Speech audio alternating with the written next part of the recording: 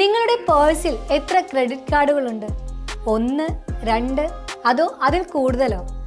ഒന്നിൽ കൂടുതൽ ക്രെഡിറ്റ് കാർഡുകൾ കയ്യിൽ വെക്കുന്നത് നല്ലതാണോ അതോ അപകടമാണോ?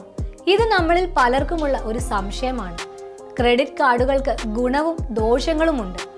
ഓരോ പുതിയ കാർഡും നമുക്ക് കൂടുതൽ പർച്ചേസ് ചെയ്യാനുള്ള അവസരം തരുമെങ്കിലും അതൊരു പുതിയ സാമ്പത്തിക ബാധ്യത കൂടിയാണ്. അപ്പോൾ എത്ര കാർഡുകൾ കയ്യിൽ വെക്കുന്നതാണ് സുരക്ഷിതം?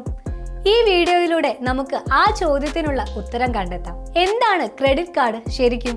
ക്രെഡിറ്റ് കാർഡ് എന്നത് വെറും ഒരു പ്ലാസ്റ്റിക് കാർഡ് മാത്രമല്ല, അത് നിങ്ങളുടെ ക്രെഡിറ്റ് യോഗ്യതയുടെ ഒരു അടയാളമാണ്.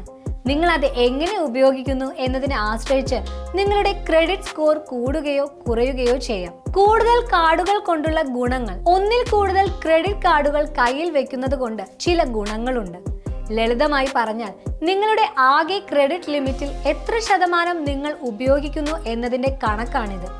ഒന്നിൽ കൂടുതൽ കാർഡുകൾ ഉണ്ടാകുമ്പോൾ നിങ്ങളുടെ ആകെ ലിമിറ്റ് കൂടും. അതോടെ നിങ്ങളുടെ ഉപയോഗം കുറഞ്ഞ ശതമാനമായി കാണിക്കുകയും ഇത് ക്രെഡിറ്റ് സ്കോർ മെച്ചപ്പെടുത്താൻ സഹായിക്കുകയും ചെയ്യും. ഓരോ കാർഡിനും ഓരോ തരം ഓഫറുകളായിരിക്കും.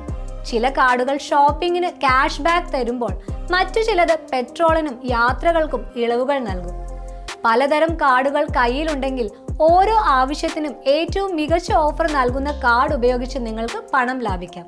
നിങ്ങളുടെ ഒരു കാർഡ് ലിമിറ്റ് കഴിയുകയോ താൽക്കാലികമായി ബ്ലോക്ക് ആവുകയോ ചെയ്താൽ കയ്യിലുള്ള രണ്ടാമത്തെ കാർഡ് ഒരു സുരക്ഷാ കവചം പോലെ ഉപയോഗിക്കാം.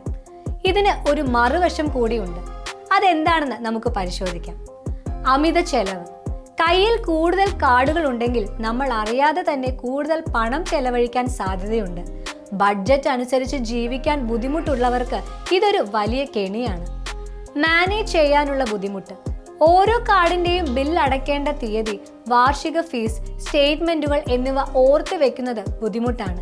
ഒരു പേയ്മെന്റ് മുടങ്ങിയാൽ പോലും അത് നിങ്ങളുടെ ക്രെഡിറ്റ് സ്കോറിനെ മോശമായി ബാധിക്കും. ഓരോ തവണ നിങ്ങൾ പുതിയ കാർഡിനായി അപേക്ഷിക്കുമ്പോഴും ബാങ്കുകൾ നിങ്ങളുടെ ക്രെഡിറ്റ് റിപ്പോർട്ട് വിശദമായി പരിശോധിക്കും.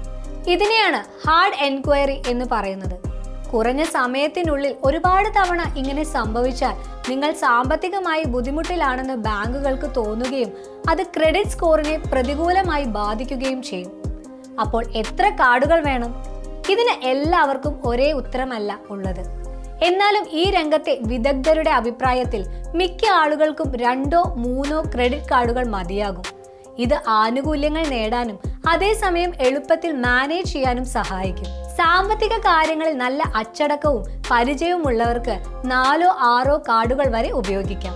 പക്ഷേ എല്ലാ മാസവും മുഴുവൻ ബില്ലും കൃത്യമായി അടച്ചു തീർക്കുമെന്ന് ഉറപ്പുണ്ടായിരിക്കണം. ബുദ്ധിപൂർവം തിരഞ്ഞെടുക്കാം. കണ്ണിൽ കണ്ട കാർഡുകൾക്കെല്ലാം അപേക്ഷിക്കാതെ നിങ്ങളുടെ ആവശ്യങ്ങൾക്കനുസരിച്ച് ഒരു പോർട്ട്ഫോളിയോ ഉണ്ടാക്കുക. ഉദാഹരണത്തിന്, ദിവസേനയുള്ള പർച്ചേസുകൾക്ക് ഒരു ക്യാഷ് ബാക്ക് കാർഡ്, യാത്രകൾക്കും ഹോട്ടൽ ബുക്കിങ്ങിനും ഒരു ട്രാവൽ കാർഡ്, വിദേശത്ത് ഉപയോഗിക്കാൻ ഫോറിൻ ട്രാൻസാക്ഷൻ ഫീ ഇല്ലാത്ത ഒരു പ്രത്യേക കാർഡ്. അവസാനം പറയാനുള്ളത് ഇതാണ്: നിങ്ങളുടെ കയ്യിൽ എത്ര ക്രെഡിറ്റ് കാർഡുകൾ ഉണ്ട് എന്നതിലല്ല കാര്യം, നിങ്ങൾ അത് എത്ര ഉത്തരവാദിത്വത്തോടെ ഉപയോഗിക്കുന്നു എന്നതിലാണ്.